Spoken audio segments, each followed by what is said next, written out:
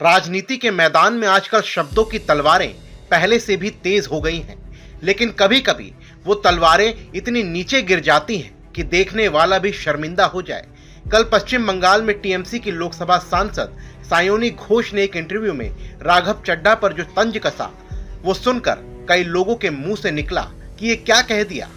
जब उनसे पूछा गया कि क्या आप भी कभी पार्टी बदलकर भाजपा में शामिल हो जाएंगी जैसे राघव चड्ढा ने किया, तो सायोनी घोष ने जवाब दिया कि मैं राघव चड्ढा नहीं हूं जो चड्डी हो जाऊं। ये सायोनी घोष है, चड्ढा नहीं है, इसलिए कभी चड्डी नहीं हो सकती। एक सांसद, एक महिला सांसद, एक प्रमुख पार्टी की नेता इस शब्द का इस्तेमाल कर रही हैं। उन्होंने सिर्फ राघव चड्ढा को टारगेट नहीं किया, बल्कि एक पूरे तरीके की राजनीति का व्यंग किया।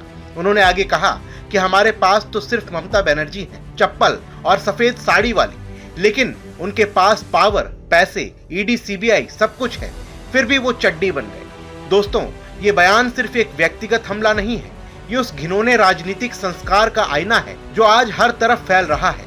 राघव चड्ढा कुछ दिन पहले ही आम आदमी पार्टी छोड़कर भाजपा में शामिल हुए थे। आपकी 10 राज्यसभा सांसदों में से 7 के साथ उन्होंने पार्टी छोड़ी और 2/3 बहुमत के साथ बीजेपी में चले गए। राघव चड्ढा ने कहा था कि मैं सही इंसान गलत पार्टी में था। आप अब मूल्यों और नैतिकता से भटक चुकी है। स्वाति मालीवाल, संदीप पाठक, अशोक मित्तल समेत कई पुराने साथी उनके साथ गए और अब सायोनी घोष इस घटना पर तंज कस रही हैं। लेकिन जिस भाषा में उन्होंने तंज कसा है, वो सवाल खड़े करता है कि क्या राजनीति इतनी नीचे गिर चुकी है कि अब हमला करने के लिए भी शालीनता की कोई सीमा नहीं बची।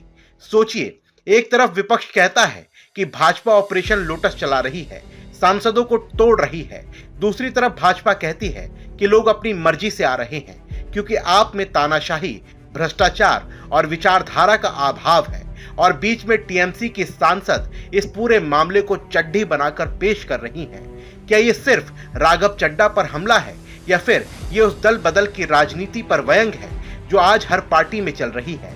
टीएमसी खुद कितनी बार दल बदलुओं को अपने यहाँ जगह दे चुकी है। ममता बनर्जी की पार्टी में कितने लोग बंगाल में भाजपा छोड़कर आए हैं, लेकिन जब कोई उनके विरोधी खेमे में जाता है तो भाषा अचानक इतनी घटिया हो जाती है। देखिए, राघव चड्ढा का जाना आपके लिए बड़ा झटका है। अरविंद केजरीवाल की पार्टी पहले ही दिल्ली में बुरी तरह हार चुकी है।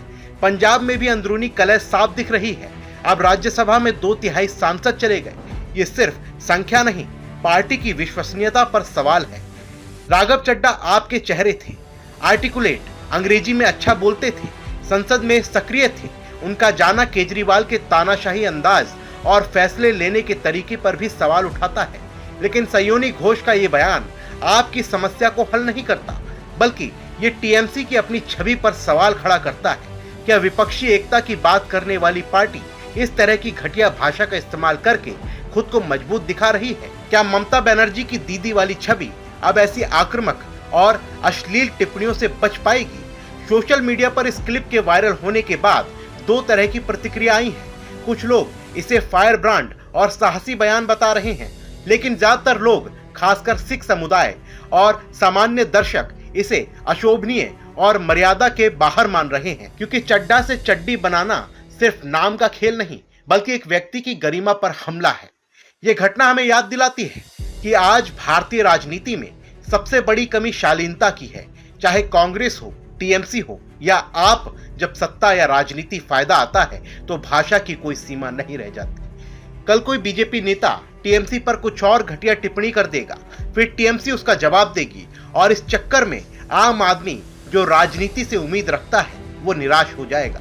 सायोनी घोष ने ममता बनर्जी की चप्पल और सफेद साड़ी वाली सादगी का जिक्र किया, लेकिन सवाल ये है कि क्या ये सादगी सिर्फ कपड़ों में होती है या बोलचाल और व्यवहार में भी? क्या सत्ता के लिए लड़ते हुए हम अपने मूल्यों को भी नहीं खो देते? दोस्तों, राघव चड्ढा का जाना राजनीतिक घटना है, उस पर बहस हो सकती है, लेकिन उस बहस को चड्डी बनाकर पेश करना राजनीति को और नीचे ले जाना है। आज का ये बयान सिर्फ सायोनी घोष का नहीं है, ये उस पूरे माहौल का प्रतिनिधित्व करता है जहां राजनीति अब मुद्दों पर कम, व्यक्तिगत हमलों और घटिया व्यंग्यों पर ज्यादा निर्भर हो गई है। बंगाल में चुनावी प्रक्रिया चल रही है, टीएमसी भाजपा से लड़ रही है, लेकिन अगर लड़ाई इस भाषा में लड़ी जाएगी तो जीतने के बाद भी लोकतंत्र हारेगा। आप क्या सोचते हैं? क्या संयोनी घोष का बयान सही था या मर्यादा भंग करने वाला? क्या दल बदल की राजनीति को ऐसे व्यंग से रोका जा सकता है या फिर ये सिर्फ राजनीतिक शोर है जो आम आदमी की समस्याओं से ध्यान भटकाता है? कमेंट बॉक्स में अपनी राय हमें जरूर लिखें। फिलहाल के लिए इस रिपोर्ट में बस इतना ही। जय हिंद।